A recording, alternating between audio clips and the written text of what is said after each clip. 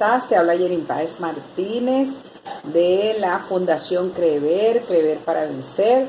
Hoy tenemos una nueva transmisión de nuestro viaje que estamos haciendo en esta cuarentena, un viaje de conocimiento, un viaje de encuentro, un viaje de crecimiento que estamos haciendo desde la perspectiva de Dios, de nuestro Creador Todopoderoso. Es un tiempo en el que el Padre Celestial nos ha dado la oportunidad de poder tener un tiempo para encontrarnos con Él. Este es un viaje que yo lo he denominado así porque es un tiempo en el que podemos penetrar en el conocimiento del Padre Celestial.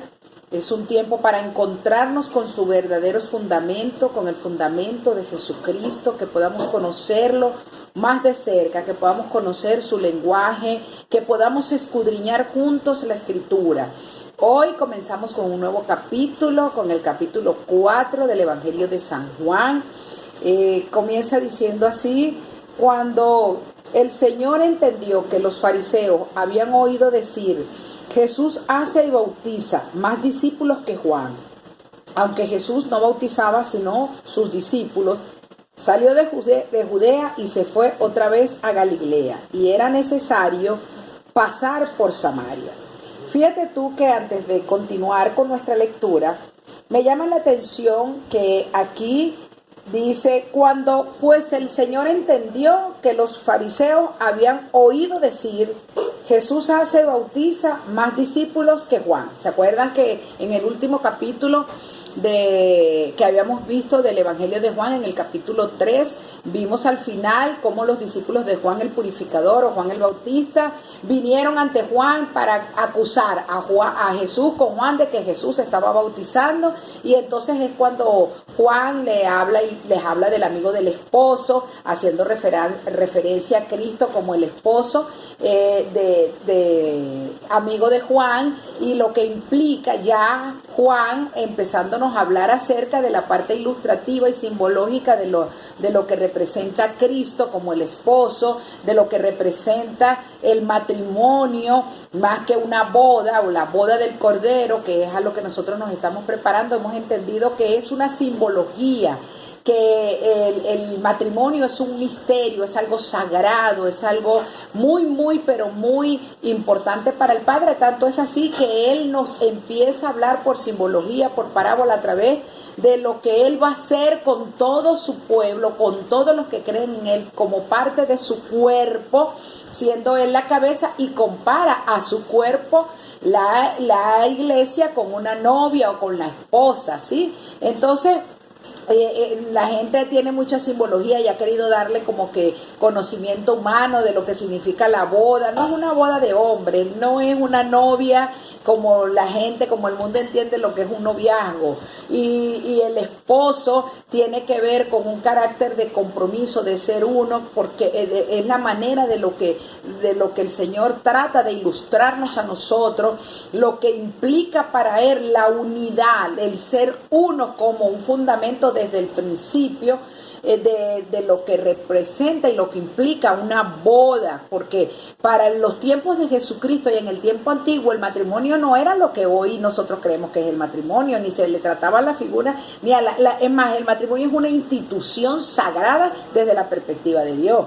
Y la esposa es algo muy importante. La esposa es una columna fundamental como cuerpo de Cristo, y el cuerpo de Cristo es una quejilá, no es una eclesía, no es una institución religiosa estructurada con leyes de hombre para que la violenten y la abusen y la seduzcan y la manoseen y le saquen provecho. Ese no es el concepto de esposa o de cuerpo de Cristo que el Padre Celestial nos da cuando el apóstol Pablo escribió el capítulo 5 de Efesios, y de lo que nosotros hemos entendido hasta ahora. Pero bueno, no me voy a ir por esa vía, sino que quiero hacerle la referencia aquí del capítulo 4 del libro de San Juan, cuando dice que el Señor, es decir, refiriéndose a Jesucristo, que cuando Jesucristo entendió, es decir, que Él se dio cuenta que los fariseos estaban diciendo que Jesús hacía y bautizaba a los discípulos que Juan, más discípulos que Juan, imagínate. Ellos estaban, era ya, tú sabes, esa conducta humana de la división, de los celos, de la envidia, de que, imagínate, Jesucristo está bautizando más que Juan. Para ellos lo más importante no era que la gente fuera purificada, sino que la verdad, lo que ellos le daba así como escozor o la razón por la que fueron a acusar a Jesús con Juan, era porque ellos veían que como que Jesús estaba quitándole el puesto a Juan. Ahí comienza, ahí vemos la competencia. Y estos fariseos, quiero referirme hoy a los fariseos, fueron una secta de creyentes que después de la cautividad del pueblo de Israel, que estaba siendo esclavo en Egipto, cuando el último rey de Babilonia, que fue Nabucodonosor, se llevaron cautivos, es decir, prisioneros al pueblo de Dios, al pueblo de Israel. Posteriormente, cuando ellos ya son liberados y entonces cada quien, el Ciro, permitió que fuera restaurado el templo del Señor, y es lo que vemos en el libro de Nehemías, la reconstrucción de Israel, de los muros de Israel y todo esto. El pueblo de Dios sencillamente siguió con el cumplimiento de las leyes establecidas por Moisés, las leyes del Padre Celestial, los fundamentos del Padre Celestial. Pero al venir Jesucristo, al verse cumplido la profecía del nacimiento de Yeshua, Jesucristo, estos fariseos fueron los primeros que se opusieron a la manifestación y al cumplimiento de la palabra profética.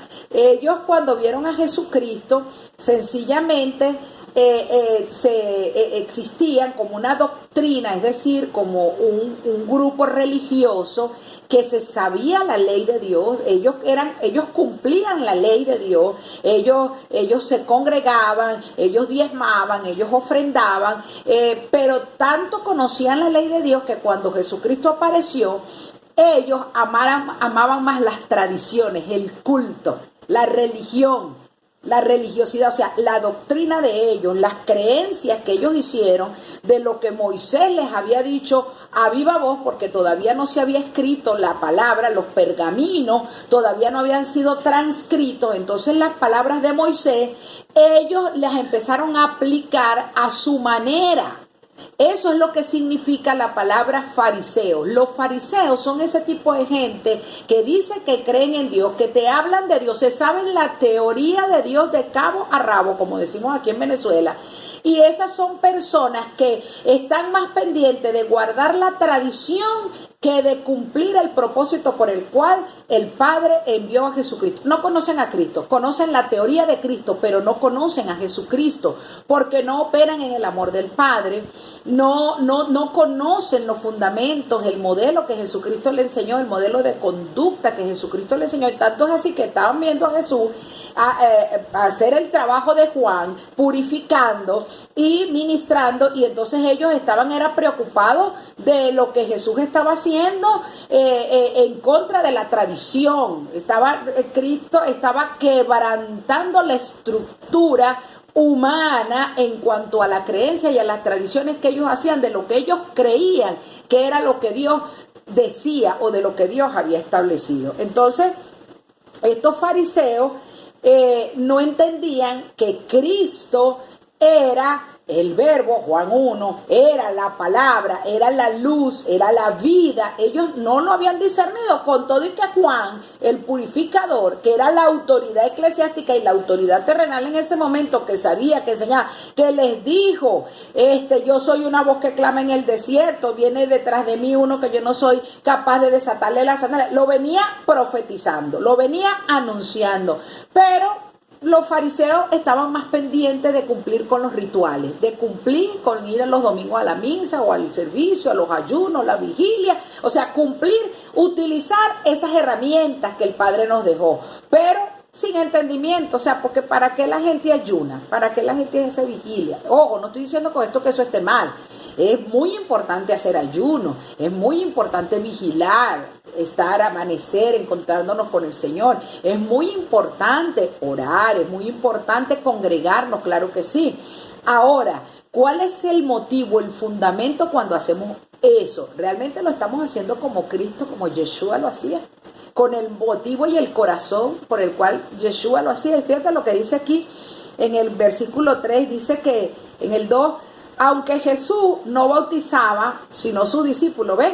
Aquellos fueron a echarle el cuento a Juan de que Jesús estaba bautizando, y Jesús no bautizaba como ellos en las aguas. De hecho, el apóstol Pablo dice, yo no fui enviado a bautizar, sino a ministrar, a proclamar el evangelio de Cristo, las buenas noticias que Cristo nos vino a dar.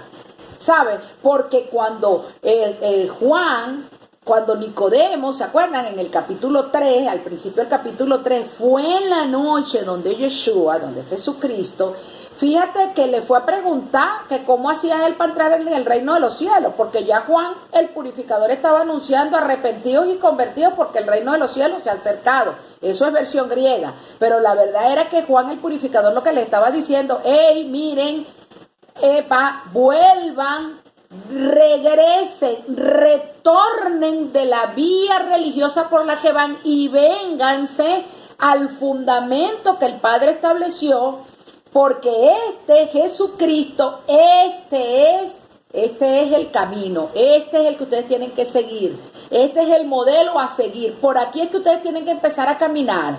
Eso era lo que les decía Juan el purificador cuando les decía arrepentidos y convertidos porque el reino de los cielos se ha acercado, porque Jesucristo es el representante del reino del Padre Celestial. Él es el reino en sí mismo y él venía a enseñar todo lo que era el verdadero nacimiento, ¿sabe? Del agua y del espíritu. Por eso es que Cristo no bautizaba, sino los discípulos. ¿Por qué? Porque eso era una tradición. Bajar a la gente a las aguas realmente es una tradición. Que la gente lo hace proféticamente, bajar a las aguas para establecer un pacto. Eso es importante, pero que tu pacto, si tú no tienes revelación, si no tienes entendimiento, si tú no tienes un corazón determinado, dispuesto para ser purificado, lavado por la palabra, que eso es lo que dice Cristo, nosotros, que fue cuando se terció el paño, la toalla, lo vamos a ver en Juan 13, cuando se terció la toalla, el día que lo iban a entregar, que se lo iban a llevar preso, porque él ya sabía cuál era el tiempo, y le lavó los pies a los discípulos. Y entonces Pedro no se quería dejar lavar los pies, y él le dijo, bueno, si tú no te dejas lavar los pies, no tendrás parte conmigo. Ay, Señor, hasta la cabeza, báñame completo. Entonces, ahí estaba hablando Yeshua de lo que es el verdadero bautismo, la verdadera purificación. La palabra, Él es el que nos purifica, Él es el que nos bautiza, Él con su esencia. Entonces Cristo, la palabra, no estaba bautizando porque eso era una tradición. Él lo que hacía era impartir la naturaleza del Padre a través de su naturaleza de hijo en medio de nosotros como hombre. Y entonces dice que salió de Judea y se fue otra vez a Galilea y le era necesario pasar por Samaria. Fíjate tú que cuando nosotros sigamos leyendo este libro de Juan, que yo espero que nos dé el tiempo para ver si por lo menos lo completamos, que Jesucristo cuando le envió a los discípulos, a los que Él formó, porque eso es lo que significa la palabra discípulo, alumnos que tienen un corazón dispuesto, un espíritu enseñable. Un verdadero discípulo es aquel que tiene un espíritu enseñable, que se deja enseñar conforme al modelo de Jesucristo, a la doctrina de Jesucristo, al fundamento de Jesucristo. Un discípulo es el que se deja enseñar, un discípulo es el que es fiel a su maestro, fiel a la enseñanza del Padre, no la distorsiona, no la pervierte, no le quita ni le añade, ¿sabe? Entonces, los discípulos, cuando él envió a sus discípulos, les dijo, vayan y bauticen y purifiquen en el nombre del Padre, del Hijo y del Espíritu, porque esa fue la misión la que nos dejó, esa fue la encomienda, esa es la encomienda que tiene todo el que dice que es cristiano. Ir y hacer discípulos, es decir, ir y enseñar y formar a los que crean en Cristo a través de nosotros. Nosotros no somos salvadores de almas, como dicen por ahí, porque esa potestad, para empezar, que alma nosotros no somos, porque alma significa ánima. Alma, cuando usted ve en la Biblia la palabra alma, tradúzcala como vida, como aliento de vida, porque realmente la palabra ánima en stricto sensu, en su significado más literal, significa es ánima. Y nosotros no somos ánimas, porque las ánimas son los espíritus inmundos. Nosotros no somos ni ánimas ni ángeles caídos. Nosotros somos hijos del Padre Celestial, nacidos del agua y del Espíritu. Y cuando el Padre nos envía a ser discípulos, no nos envía a salvar almas, porque eso no tiene diseño bíblico, eso no tiene fundamento escritural. El Señor lo que nos manda es a ser discípulos. Y cuando nosotros hacemos discípulos, ¿y a quiénes? A todos aquellos que el Padre Celestial ha marcado y ha despertado en su espíritu. Y por eso es que Él dice en esta palabra que el que oye su voz lo sigue. El que oye la palabra de Dios y es de Dios nos sigue. Por eso es que nosotros no tenemos por qué andar rogándole a la gente que reciba a Jesucristo y que haga la oración de fe, porque eso no está en la Biblia. Eso no está en la Biblia. Esas son doctrinas humanas. Entonces, lo que el Señor nos dijo fue que hiciéramos discípulos. Por eso es que en el diseño de Cristo, usted ve que cuando Cristo escogió a sus discípulos, lo que le dijo es, ven, sígueme. ¿Por qué? Ellos conocían a Cristo, físicamente a lo mejor no, pero conocían la voz del Padre en Él, conocían su voz. Había algo en su ser interior que cuando Cristo le dijo, ven, sígueme, se activó en ellos y ellos dejaron todo lo que estaban haciendo para seguir a Yeshua. Y eso es lo que va a pasar con nosotros en este tiempo, que al que nosotros le hablemos de Yeshua va a ser despertado y va a seguir. Nos corresponde a nosotros escudriñar bien esta escritura, formarnos bien, escudriñar y conocer bien a Cristo, su naturaleza, su lenguaje, su idioma, su estilo de vida. ¿Sabes para qué? Para que nosotros seamos fieles amigos del esposo, ¿sabe? Y el gozo de nosotros esté cumplido cuando veamos en los que escuchan la voz de Yeshua a través de nosotros, los veamos alegrarse por lo que el Señor está haciendo. Y eso es lo que está pasando ahora mismo en el mundo, que los que somos amigos de Yeshua, que tenemos revelado a Cristo, cuando vemos a la gente que está buscando la palabra, que está viniendo. Yo tengo un testimonio, me llamó la esposa, un amigo, un hermano en Cristo que ve este canal y que su esposa no había querido, no ha ido nunca a una iglesia y le había costado entender, porque bueno, a veces el mal testimonio de algunos que se hacen llamar cristianos, lo que hacen es alejar a la gente, y las religiones lo que hacen es que salgan corriendo, y gloria a Dios, porque las religiones no son de Dios, eso es satánico. Entonces resulta que esta esposa de este hermano, escuchando las transmisiones de este canal, bueno, el Señor la despertó. O sea, ya el Señor estaba en ella, pero esa palabra que de Cristo, esa voz de Cristo que está en ti apagada, cuando tú escuchas la palabra que viene de Él, cuando tú escuchas la voz de Cristo, esa voz de Cristo que ya está grabada en el corazón y en el espíritu de quien es del Padre, se activa. Y por eso es que es tan importante que nosotros hagamos estas transmisiones y que hagamos lo que estamos haciendo. Y que usted, por supuesto, comparta esta transmisión con sus amigos.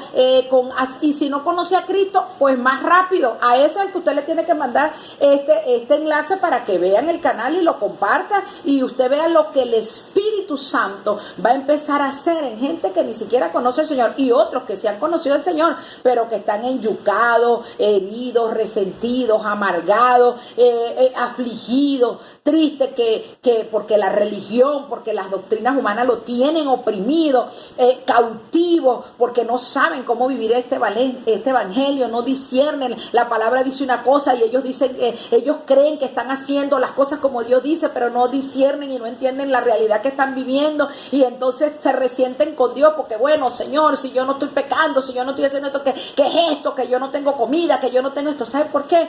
Porque el reino de los cielos no consiste en comida ni en bebida, sino en justicia, en paz y gozo. Y eso solamente lo vamos a poder experimentar cuando conocemos a Yeshua, cuando conocemos su palabra, cuando conocemos el idioma y el lenguaje del Padre. Y entonces con ese entendimiento, cuando veamos nuestras circunstancias, nuestras realidades, wow, vamos a poder discernir y entender qué es lo que tenemos que hacer. Porque eso es lo que dice el Señor, que Él fijó sus ojos sobre nosotros y Él nos nos hará entender el camino por el cual andar. Pero si usted no conoce el lenguaje de Dios, si usted no se conoce el idioma del Padre, ¿cómo usted va a discernir y entender lo que Él está haciendo y lo que Él está dando y lo que Él está poniendo y las puertas que Él está abriendo en medio de esta adversidad? Usted no lo va a discernir a entender. Eso es como que usted vaya para China y usted puede ser muy bueno y muy todo y usted sabe su trabajo, pero si usted llega a China y no habla chino, no habla japonés, no habla mandarín, usted podrá tener la mejor disposición de todo, pero usted no está entendiendo nada y se está perdiendo lo mejor de muchas cosas por el solo hecho que usted no maneja el lenguaje ni el idioma. Y aquí lo que estamos es enseñándolo a usted a conocer el lenguaje del Padre Celestial, el idioma del Padre Celestial y el estilo de vida de Jesucristo, porque ese es el idioma que el Padre entiende. Ese es el lenguaje que Él nos mandó a enseñar a través de Cristo, y por eso es que los fariseos cuestionaban a Cristo, porque ellos humanamente, en su idioma y desde su conocimiento y desde su tradición y desde sus convicciones humanas, ya querían venir a echar pelear a Juan con Jesús. Entonces, ¿por qué? Porque no tenían entendimiento. ¿Pero qué hizo Juan? Juan se entristeció, se puso bravo, fue a pelear con Jesús. No, Juan se quedó tranquilo porque Juan tenía entendimiento. Él sabía cuál era el rol que le tocaba a él y él sabía quién era Yeshua, y que juntos estaban ellos dos estaban siendo los protagonistas del cumplimiento de lo que Isaías y los otros profetas habían anunciado de ellos dos, que lo vemos ahora nosotros registrado en este Nuevo Testamento, que cuando ellos andaban por ahí, Pablo y toda esa gente, esto todavía no estaba así como nosotros lo tenemos, esta facilidad para la gloria y honra del Señor de tenerlo a la mano. Y eso de que salió de Judea y se fue otra vez, le estaba hablando de todo esto porque cuando el Señor los mandó le dijo: y ustedes irán y predicarán o ministrarán el evangelio a toda criatura, desde Jerusalén, Samaria, pasando por todas esas naciones y hasta los confines de la tierra, porque él estaba hablando de su casa, de Galilea, de Samaria. Y fíjate que aquí dice en el versículo 4, y fíjate que ese versículo solo dice: y le era necesario pasar por Samaria. ¿Por qué será que ese versículo está ahí? Mire, sabe, hay palabras en la Biblia y hay expresiones, oraciones y versículos que están en la Biblia porque tienen un significado, tienen una profundidad escritural. Y le era necesario a Yeshua pasar por Samaria. Dice que salió de Judea y se fueron otra vez a Galilea, que era de donde venía Yeshua, porque le era necesario pasar por Samaria. ¿Y sabe qué representa Samaria? Samaria era esa tierra de Israel en la que cuando el Padre Celestial en el Antiguo Testamento, usted va a ver que el Padre Celestial en el libro de Números, usted va a ver la distribución de los territorios que el Padre le dio al pueblo cuando ellos salen de la cautividad de Egipto, y después el Padre reúne a su pueblo en tribus. Y estaban las 10 tribus, habían 2 tribus, las 12 tribus de Israel, que son las que constituyen la nación de Israel, el pueblo de Israel. Los territorios fueron distribuidos. Samaria representa a través de la Biblia esas 10 tribus que después que Salomón hace el templo, y a raíz del pecado de Salomón, se dividen las tribus del Señor, que quedaron las de Efraín y la de Judá, la tribu del norte y la tribu del sur, que al final se quedó así, el reino del norte, el reino del sur, que aglutinaba las 12 tribus. Estas 12 tribus se dividen a causa del pecado de Salomón. La tribu del reino del sur, que está representado por los judíos, vamos a decirlo así, por el pueblo de Israel, la nación como tal, y la tribu del norte, que son las otras 10 tribus que fueron dispersadas, que en medio después que el pueblo de Dios fue entregado al rey de Asiria por causa de la dureza de su corazón, por causa de la idolatría, de la rebelión, de que caminaron apartados del Señor, porque se resistieron a caminar conforme a los fundamentos del Padre Celestial. Bueno, entonces Samaria representa esas 10 tribus en principio dispersas, que eran conocedores, eran del pueblo de Dios, pero que se mezclaron con los asirios, con los fenicios, con los caldeos, con los babilonios, con toda esa gente, y empezaron a hacer rituales idolátricos. De ahí es de donde viene toda la catarrajasal de vírgenes y santos y dioses, porque ya venía desde por allá. Entonces ese pueblo de Samaria